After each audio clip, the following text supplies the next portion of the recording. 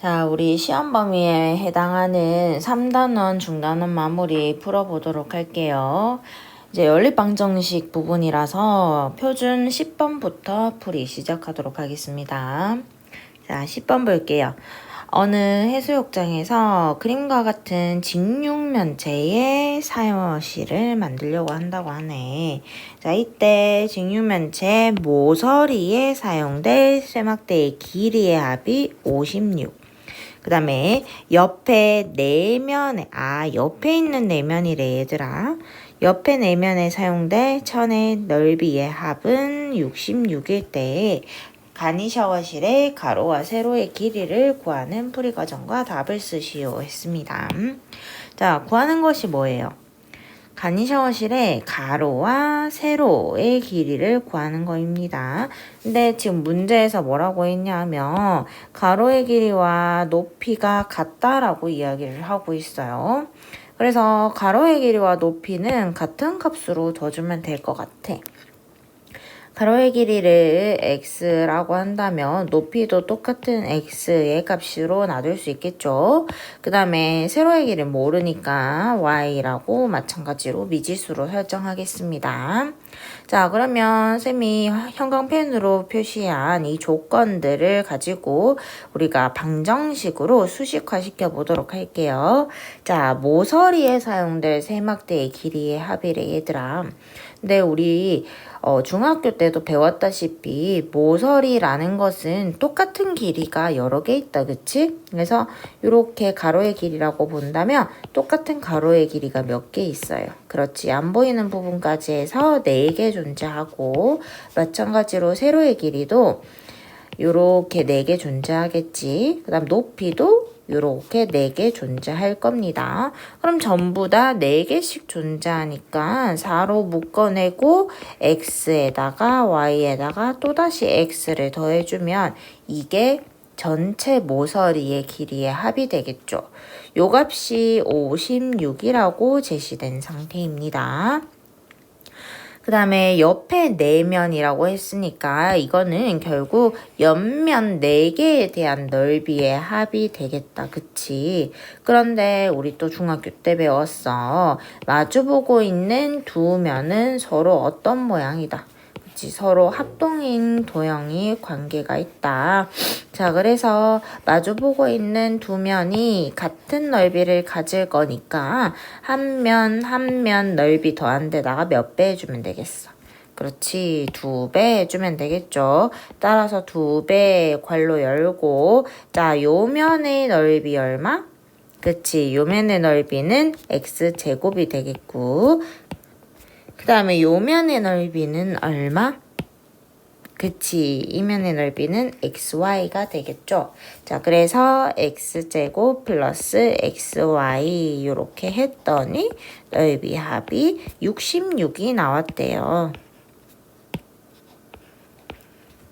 자, 정리를 한번 해보도록 할게요. 4로 나누었을 때 14 이렇게 나오겠지? 그러면 2x 플러스 y는 14 될 거고, 그 다음 2로 나누었을 때 33 하니까 x제곱 플러스 xy는 33 나오도록 유도해주면 되겠죠. 자, 이제 두 식을 연립을 해야 되는데요. 우리 이제 연립할 때 배웠잖아. 위에 있는 식은 1차식이고 밑에 있는 식은 x에 대한 2차식이야. 그럼 어떻게 해주면 되겠어?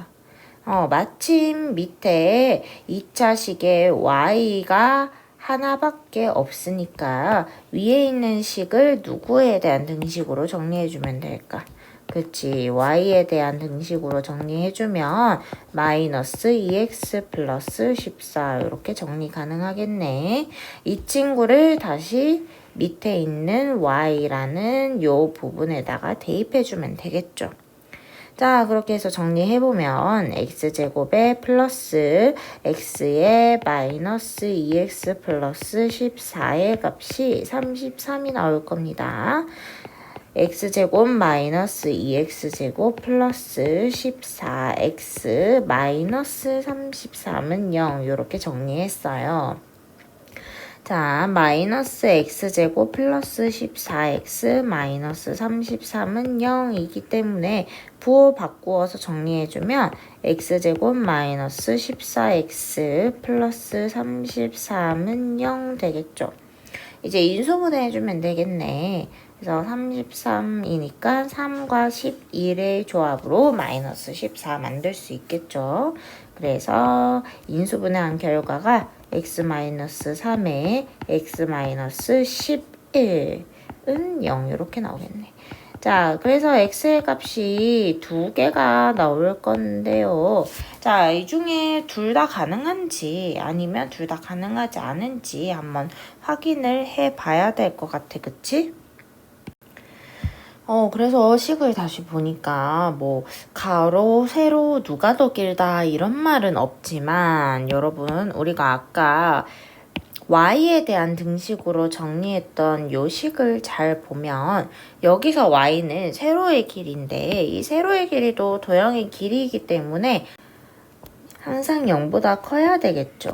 자, 그러면 결국에 2x가 14보다 작다. 그리고 x가 7보다 작아야 한다라는 결론이 나기 때문에 x가 3, 11 두 값이 나왔음에도 불구하고 11이라는 값은 가질 수 없다라는 사실을 알게 되었어요. 그래서 x의 값은 3이 되기 때문에 y의 값은 얼마로 도출해 줄 수 있냐 하면 y의 값은 8이 되겠네요. 이렇게 해주면 가로와 세로의 길이를 구할 수가 있다. 자, 11번 문제 보도록 하겠습니다. 두 연립방정식이 공통인해가 존재할 때 실수 AB에 대하여 AB, XY의 값을 구하시오 했어요. 단 A는 B보다 크다라고 이야기하고 있네요. 자, 근데 지금 두 연립방정식을 보면 이렇게 미지수가 섞여 있는 식이 하나씩 존재합니다. 얘들아, 근데 우리 배웠어. 연립방정식이라는 것은 이 두 개의 식이 공통으로 만족하는 해를 구하는 거다. 공통으로 만족하는 해를 구하는 거다. 그런데 이 친구와 이 친구가 공통인 해가 존재한다면 결국에는 이 네 개의 식 중에서 어떠한 두 개를 가지고 와서 공통인 해를 구해도 동일하다라는 이야기겠죠. 그래서 제가 방금 표시한 이 두 개의 식은 미지수가 하나도 포함되어 있지 않기 때문에 우리가 이 두 식을 만족하는 x, y의 값을 구할 수가 있게 되겠네요. 자, 그래서 두 식을 연립해 봅니다. x 플러스 y는 마이너스 3. xy는 마이너스 4 이렇게 새로운 연립 방정식이 탄생하게 되는데요. 자, 이거는 우리가 앞에서 많이 연습해왔던 유형이에요. 이 위에 있는 식을 우리 2차 방정식의 두 근의 합이라고 보고 그 다음에 밑에 있는 식을 어떤 2차 방정식의 두 근의 곱이라고 해석이 된다면 우리 이 친구들의 관계를 가지고 새로운 2차 방정식을 작성할 수가 있게 된다라는 이야기를 앞에서 했었어요.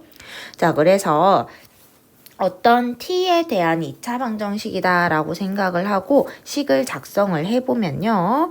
t라는 값이 두 근이 xy인 상태이고 두 근의 합이 마이너스 3인 상태이니 근과 계수와의 관계에 의해서 플러스 3t 이렇게 들어갈 수 있겠네. 마찬가지로 마이너스 4 이렇게 상수항을 작성해 줄 수 있겠죠. 자, 이제 t에 대한 2차 방정식을 만들었습니다. 그러면 우리가 이 2차 방정식을 풀었을 때 나오는 두 근이 하나는 x, 하나는 y. 또 바꾸어서 또 하나는 x, 하나는 y 요렇게 두 개의 순서쌍의 해를 가질 수 있겠다. 그쵸? 자, 요거 풀어볼게요. 그러면 1, 4 하고 플러스 마이너스 해주면 3을 만들어 줄 수 있겠네요. 따라서 t 값이 1 또는 마이너스 4 이렇게 나와요. 아, 그러면 x가 1일 때는 y 값이 마이너스 4일 거고 x가 마이너스 4일 때는 y 값이 1인 요렇게 두 개의 순서쌍의 해를 가지겠다. 요까지 이해되시죠? 그럼 우리가 요걸 이제 케이스 분류를 해서 두 가지의 값으로 전부 다 해석을 해봐야 될 것 같아요. 자, 첫 번째 x가 1이고 y가 마이너스 4일 때 요 두 개의 식에다가 대입을 해서 세로 연립을 해봅니다. 자, 그렇게 했을 때 a는 1의 제곱 플러스 마이너스 4의 제곱이 되니까 17이라는 값을 가져요. 그 다음에 여기에다가 대입을 해보면요. 우리 마이너스 4a 그 다음에 플러스 1b가 1이다 이렇게 나옵니다. 근데 a가 17이라고 구해놨기 때문에 넣어보면 마이너스 68 플러스 b는 1이라고 나와요. 따라서 b는 69라는 값을 가지게 됩니다. 자, 근데 문제 조건에서 뭐라고 했냐면 분명히 a가 b보다 큰 값이다 라고 제시를 해줬어요. 따라서 첫 번째 경우는 문제 조건에 맞지 않는 값이 됩니다. 두 번째, x가 마이너스 4고 y가 1일 때 한번 대입해 보도록 할게요. 자, 그때 a의 값은 마이너스 4의 제곱 더하기 1의 제곱 아까랑 똑같아요. 17이라는 값이 나오고요. 그 다음에 이번에 요식에다가 대입을 해주면 마이너스 1a 마이너스 4b가 1이다 이렇게 나오겠죠. 자, a에 17 대입해보면 4b는 16 이렇게 나옵니다. 따라서 b는 4의 값을 가지게 되겠네요. 정리해보면 a는 17, b는 4라는 값을 가지게 된대요. 자, 그래서 문제에 해당하는 값을 구해보면 a는 17, b는 4라는 값을 가질 때에 x 값은 마이너스 4, y 값은 1이기 때문에 전부 다 더해주시면 18이라는 답을 얻을 수 있겠네요. 자, 표준 12번 문제 풀이하도록 하겠습니다. 문화센터에서 한 달 수강료를 X% 인상하면 회원수는 0.5X% 감소한다고 합니다. 이 문화센터 한 달 수입이 8% 이상 증가하도록 하는 X의 최소값을 구하시오 했어요. 자, 일단 지금 수강료도 나오고 있고 회원수에 대한 정보도 나오고 있기 때문에 미지수를 먼저 설정해 주는 게 관건이 되겠네요. 한 달 수강료와 그 다음에 회원수 각각을 A와 B라는 값으로 한번 둬보도록 하겠습니다. 그 다음에 한 달 수강료를 X% 인상하면 이런 말이 나오죠. 자, 요걸 조금 해석을 해보면요. 원래 수강료가 A1이었는데 여기서 X% 인상을 하게 되었다라고 이야기가 나오고 있어요. 얘들아, 예를 들어서 30% 인상되었다라고 하면 여러분 어떻게 계산합니까? 그쵸. A의 30%니까 100분의 30이 늘었어요. 이런 뜻이죠. 늘었으니까 플러스 해주고 원래 가격에서 는 거니까 A를 다시 더해주죠. 요게 최종 인상된 가격이 될 겁니다. 그럼 요걸 살짝 A로 묶어보면 1 플러스 100분의 30으로 정리할 수가 있어요. 자, 그럼 요걸 조금 일반화를 해보면요. 다시 X% 증가했다라고 했을 때 식을 정리해보면 A에다가 A의 x%이기 때문에 100분의 30 대신에 x가 들어가게 되겠죠. 이를 a로 묶어보면 1 플러스 100분의 x라고 정리할 수가 있겠네요. 자, 그래서 A1인데 X% 인상된 가격은 A의 1 플러스 100분의 X를 곱한 만큼이다. 이렇게 정리할 수가 있겠습니다. 이해되시죠? 자, 마찬가지의 방법으로 우리가 B도 한번 정보를 찾아볼게요. 자, 회원수는 지금 비명인 상태입니다. 그죠? 그러면 비명이니까 비명을 질러? 미안합니다. 자, 비명이니까 여기에서 0.5% 감소를 한대요. 근데 아까는 X%여서 계산하기가 쉬웠는데 지금은 0.5라는 값에 쫄고 있죠. 자, 이 0.5를 지우고 쌤이 2분의 1로 한번 바꾸어 보도록 하겠습니다. 무리 없죠? 자, 그랬을 때 이번엔 감소하는 거니까 식으로 적어보면 B의 2분의 1%니까 100분의 2분의 1 이렇게 들어가지 않겠습니까? 근데 요거는 이제 번분수식 처리를 해보면 200분의 1이 돼요. 요만큼이 빠지게 되는 거죠. 요까지 이해되겠어요? 자, 따라서 B로 묶어보면 1-200분의 1이 들어가는 거고 여기선 2분의 1이 아니라 2분의 1x가 되는 거니까 이 자리에 x라고 처리해주면 되겠죠. 그래서 200분의 x 이렇게 정리됩니다. 아하, 그러면 바뀐 회원수는 B의 1-200분의 x명이 되겠구나. 자, 그럼 이제 우리가 수입이라는 단어에 집중을 해보도록 할게요. 얘들아, 수입이라는 게 뭐야? 그치. 한 명이 10만 원을 내면 10만 원이 수입이 되는 거고, 두 명이 10만 원을 내면 20만 원이 수입이 되는 거지. 그러면 한 달 수강료에다가 회원수를 어떻게 해주셔야 돼요? 그렇죠. 곱해 주셔야 되겠죠.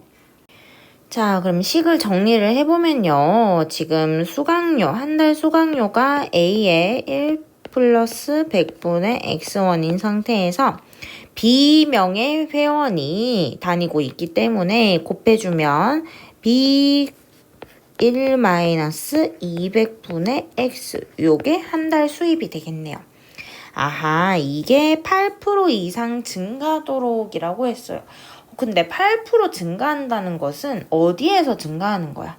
그렇지. 한 달 수입에서 8% 이상 증가하는 거죠. 원래 한 달 수입이 얼마예요? 맞아. 원래 한 달 수입은 한 달 수강료 A의 회원수를 곱한 AB의 값이 됩니다. 근데 여기에서 8% 이상 증가이기 때문에 마찬가지로 1 플러스 100분의 8을 곱해주시면 되겠죠. 요거 이해되시죠? 자, 그래서 요 식을 전개해서 정리를 해주면요. 양변에 AB가 있으니까 AB를 날려줍니다. 양변에 같은 수를 나누어도 부등식은 성립한다. 그쵸? 그리고 여기서 A, B는 각각 양수의 값이기 때문에 나누어도 부등형의 방향이 바뀌지 않습니다. 그 다음 여기에다가 100을 곱해주고 여기에다가 200을 곱해주면 100 플러스 x 그 다음에 200 마이너스 x 이렇게 정리됩니다. 그러면 양변에 같은 수를 곱해줘야 되기 때문에 요 오변에는 100에다가 200을 한꺼번에 곱해주셔야 되겠죠.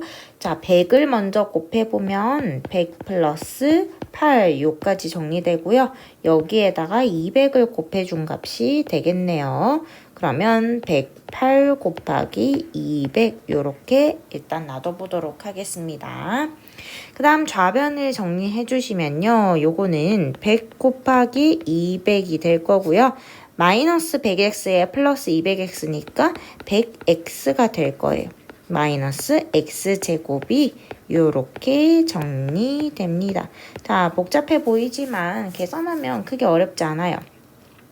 자, 전부 다 한쪽 향으로 모아 볼게요. 그러면 x제곱에 마이너스 100x 될 거고요. 그 다음에 원래 108 곱하기 200이 있었고 마이너스 100 곱하기 200이 넘어온 상태입니다. 이 친구가 0보다 작거나 같아야 되겠네요. 그러고 보니까 이 상수항이 지금 200으로 묶이는 상태예요. 인수분해 하는 거죠. 그러면 108 마이너스 100으로 계산할 수 있고 요게 지금 8이기 때문에 계산해주면 얘들아 1600이 나오겠네. 자, 이렇게 선생님이 숫자를 계산하지 않고 놔둔 이유가 있었어요. 그쵸? 인수분해는 이렇게 써먹으라고 배우는 겁니다. 자, 그럼 결국 요식을 정리를 해주면요.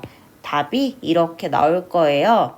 x-20에 x-80이 0보다 작거나 같기 때문에 따라서 x는 20보다 크거나 같고 80보다 작거나 같다라는 결과가 나올 겁니다. 그래서 문제에서 요구하는 x의 최소값은 20이라고 구해줄 수가 있겠네요. 자, 13번 문제 풀어보도록 할게요. 야, 연립부동식의 해가 얘가 되도록 실수 a의 값의 범위를 정해달라라고 했습니다. 좀 어렵게 느껴질 수 있는데 차근차근히 풀어보면 어렵지 않습니다. 자, 일단 위에 있는 부등식은 우리가 해를 구해줄 수 있어요. 그쵸? 인수분해 하면 x 플러스 1에 x 마이너스 3이 0보다 작거나 같다 이렇게 나오니까 마이너스 1보다 크거나 같고 3보다 작거나 같다라는 x의 범위가 나오게 됩니다. 그러면 지금 요 상황만 우리가 수직선 위에 그려보도록 할게요. 마이너스 1, 3 이렇게 있을 거고 둘 다 포함하고 있기 때문에 이렇게 표시해 줄 수 있겠다. 그 다음에 이제 밑에 있는 애가 문제인데 a라는 값 때문에 지금 망설이고 있는 거죠. 그래서 범위를 나누어 줍니다. 왜? a가 2보다 큰 값일 수도 있고 a가 2보다 작은 값일 수도 있어. 그리고 a가 2와 같은 값일 수도 있겠죠. 자, a가 2와 같은 값이다. 그러면 같은 값일 때부터 처리를 해주면요. 얘가 x-2의 제곱이 0보다 크다 이렇게 나옵니다. 근데 우리 앞에서 배웠죠? 모든 실수의 제곱은 0 이상이다 라고 배웠어요. 그럼 여기에서는 어떤 값만 제외하고 모든 실수가 될 수 있겠네. 맞아요. x가 2일 때만 제외하고 모든 값이 해가 될 수 있겠죠. 그래서 x는 2가 아닌 모든 실수 이렇게 나옵니다.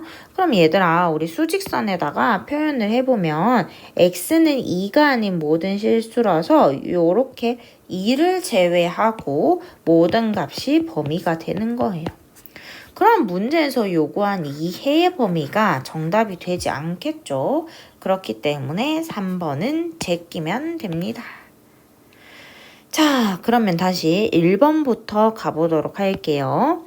자, a가 2보다 클 때, 얘들아, a가 2보다 크면 예를 들어서 x-3, x-2가 0보다 크다 이렇게 되는 거죠. 그러면 x가 2보다 작거나 3보다 크다라는 해의 범위가 나오게 되겠네요. 여기에서 3을 뭘로 바꾸어 주기만 하면 그치, 여기에서 3을 우리가 a로 바꾸어 주기만 하면 해를 얻을 수가 있겠네. 그래서 쌤이 3을 지우고 a를 넣어 볼게요. 요렇게 정리할 수 있겠죠. 자, 그러면 지금 요 상황을 우리가 수직선 위에 또 표현해 보도록 할게요.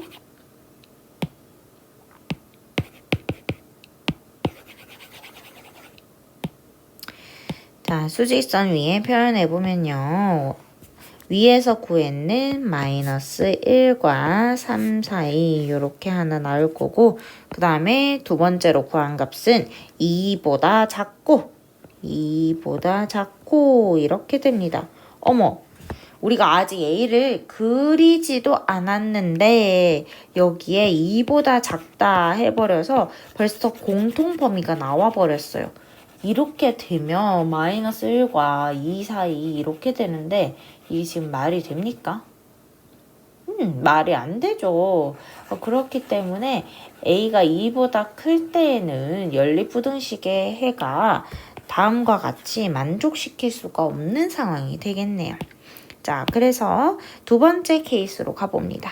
A가 2보다 작을 때 A가 2보다 작기 때문에 위에 있는 해에서 반대 상황만 만들어주면 되겠죠. 그래서 X가 A보다 작거나 X가 2보다 크다 이렇게 나오겠네요. 자, 그림으로 그려주면요. 마이너스 1, 3 이렇게 있고 A가 어디 있는지 모르겠어서 일단 2부터 한번 찾아줘 보도록 하겠습니다. 자, 2가 여기 있다는 건 확실해요. 그래서 2보다 큰 경우가 요렇게 될 거고 공동해의 범위가 요렇게 생기겠죠. 그럼 이 범위가 결국 2보다 크고 3보다 작거나 같다. 이 범위가 됩니다. 우리 문제에서 요구한 해의 범위가 되겠네요. 그럼 이미 만족시켰어. 그럼 A가 어디 있어야 더 이상의 공통 범위가 나오지 않겠어요? 그렇죠. 마이너스 1보다 왼쪽에 놓여야 되겠네요. 그런데 이 친구가 왼쪽에 확실하게 놓이면 상관없는데 만약에 이렇게 마이너스 1과 같은 값이 돼버리면 어떻게 되나요? 맞아. 마이너스 1과 같은 값이 되어도 이 위치에서 우리가 공통해를 가지지 않기 때문에 A가 마이너스 1이 되어도 상관없겠죠. 자, 그럼 정리를 해보면요. 결국 A가 마이너스 1보다 왼쪽에 있어야 되니까 더 작아야 되는 것은 분명하고 마이너스 1이 되어도 상관없다라는 이런 결론이 나오게 되겠네요. 크게 어렵지 않은 문제였을 겁니다. 자, 15번 문제 풀어보도록 할게요. 연립방정식을 만족시키는 x, y에 대하여 x와 y 곱의 최대값을 구하시오 했습니다. 자, 지금 보니까 위에 있는 식도 2차식이고 밑에 있는 식도 2차식인데 전부 다 인수분해가 되면 1차식으로 쪼갠 다음에 연립을 해보면 될 거예요. 그죠? 근데 지금 밑에 있는 식이 인수분해가 되게 어려운 상태인 것 같아. 근데 위에 있는 식을 보니까 이 친구는 인수분해가 아주 간단하게 될 것 같죠. 해보면요. x-y에 x-3y는 0 이렇게 정리될 겁니다. 그러면 우리가 케이스를 두 가지로 나눌 수 있겠네. 첫 번째 x가 y랑 같을 때, 두 번째 x가 3y랑 같을 때. 그럼 각각의 케이스에 대해서 우리가 요 관계식을 어디에다가 대입해보면 그렇지, 밑에 있는 식에다가 대입을 해보면 하나의 문자를 소거할 수가 있겠죠. 그렇게 풀어볼게요. 첫 번째 x가 y일 때 그러면 우리가 x 대신에 y를 대입해보자.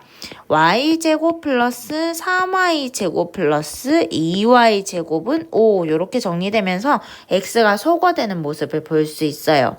자, 정리해주면 y제곱이 다 더하면 6분의 5 이렇게 나오겠네요. 맞나요? 자, 이때 우리가 y의 값을 굳이 구해보지 않아도 문제에서 지금 무엇을 요구하고 있기 때문에 xy의 최대값을 이야기하고 있기 때문에 여기 보이는 xy에다가 x 대신에 y를 집어넣게 되면 결국에는 y제곱의 최대값을 구하라 라는 문제로 해석할 수 있겠죠. 그래서 y제곱의 값은 6분의 5라는 값이 이미 나와 있어서 우리가 뭔가 더 이상 구해주지 않아도 될 것 같습니다. 자, 두 번째. 자, 두 번째 케이스는 x는 3y일 때예요. 요걸 밑에다가 대입을 해보면요. 9y제곱 플러스 9y제곱 플러스 2y제곱은 5가 돼요. 그럼 정리해주면 y제곱이 이거 복잡하다요. 9, 28, 20분의 5 이렇게 나와요. 그러면 4분의 1이라는 값이 나오겠네요. 자, 아까랑 마찬가지로 우리가 xy의 최대값을 구하라고 했기 때문에 x 자리에다가 3y를 집어넣어 보면 결국 3y제곱의 값을 구하는 문제가 되겠죠. 그럼 3y제곱은 그렇지 4분의 3이라는 값이 되겠네요. 자, 둘 중에 누가 더 최대값이냐 해보면 그렇지 통분했을 때 6분의 5가 더 최대값이다 라는 결론을 내릴 수가 있겠네요. 자, 따라서 두 가지 케이스에서 우리가 비교를 해보니까 xy의 최대값은 6분의 5다 라고 정리할 수 있습니다. 자, 실수 x 플러스 1, x 플러스 2가 둔각 삼각형이라고 나왔네. 둔각 삼각형의 세 변의 길이가 되도록 x의 값을 정하시오 했습니다. 우리가 이렇게 삼각형의 변의 길이에 대한 문제가 나오면요. 두 가지를 따져봐야 돼요. 첫 번째, 삼각형의 결정 조건을 생각을 해 주셔야 됩니다. 삼각형의 결정 조건. 이게 뭐였지? 우리 삼각형이 결정되기 위해서는 예를 들어서 삼각형이 두 변이 이렇게 정해져 있는데 한 변이 이렇게 짧아버리면 삼각형이 돼요, 안 돼요? 안 되죠. 그래서 세 변 사이에 관계가 있었어요. 뭐였더라? 맞아. 가장 긴 변의 길이가 나머지 두 변의 합보다 작아야 됩니다. 그 다음 두 번째 문제에서 요구하는 얘가 삼각형인지 둔각인지 직각인지 그거를 조금 구분을 해 주셔야 됩니다. 그래서 두 가지의 조건을 따져준 다음에 연립을 해서 풀어주시면 되겠네요.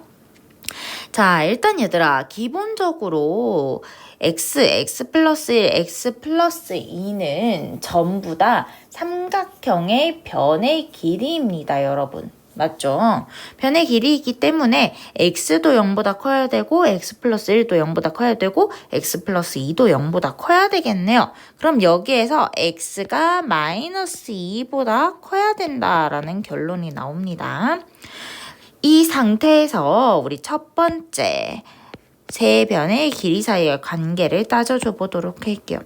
가장 긴 변이 뭐겠어?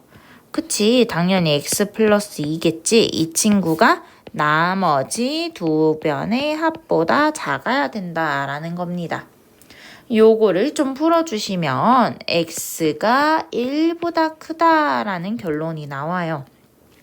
아하, 그럼 둘 봐봐. 마이너스 2보다 크고 1보다 크대. 그럼 공통 범위를 따져주면 누가 되는 거예요? 그렇죠. 1보다 크다가 공통 범위가 되는 거죠. 그럼 이제 저 위에 있는 친구는 무시해도 되겠다. 자, 그 다음에 두 번째 갑니다. 둔각삼각형이 돼야 된대요. 둔각삼각형이 되기 위한 조건이 뭐야? 그렇지. 가장 긴 길이 누구? x 플러스 2의 제곱이 나머지 두 변의 제곱의 합보다 그렇죠. 커야 됩니다. 같으면 직각삼각형, 더 작으면 예각삼각형이 되겠죠. 자, 그래서 요 식을 좀 풀어주시면요. x제곱 플러스 4x 플러스 4가 2x제곱 플러스 2x 플러스 1보다 크다 이렇게 나올 거고 이항해주면 x제곱 마이너스 2x 마이너스 3이 0보다 작다라는 결론에 나옵니다. 그럼 인수분해했을 때 x 플러스 1, x 마이너스 3이 0보다 작아야 하니까요. 따라서 x의 범위가 마이너스 1보다 크고 3보다 작다 이렇게 나옵니다. 자, 그래서 1번과 2번에서 우리가 공통 범위를 구해보시면요. 결국에는 공통 부분이 1보다 크고 3보다 작다라는 결론을 내릴 수 있게 됩니다. 어렵지 않죠? 삼각형이라고 해서 좋을 거 없습니다. 자, 요렇게 중단원 마무리 풀이를 마무리하도록 하겠습니다. 모두 수고했어요.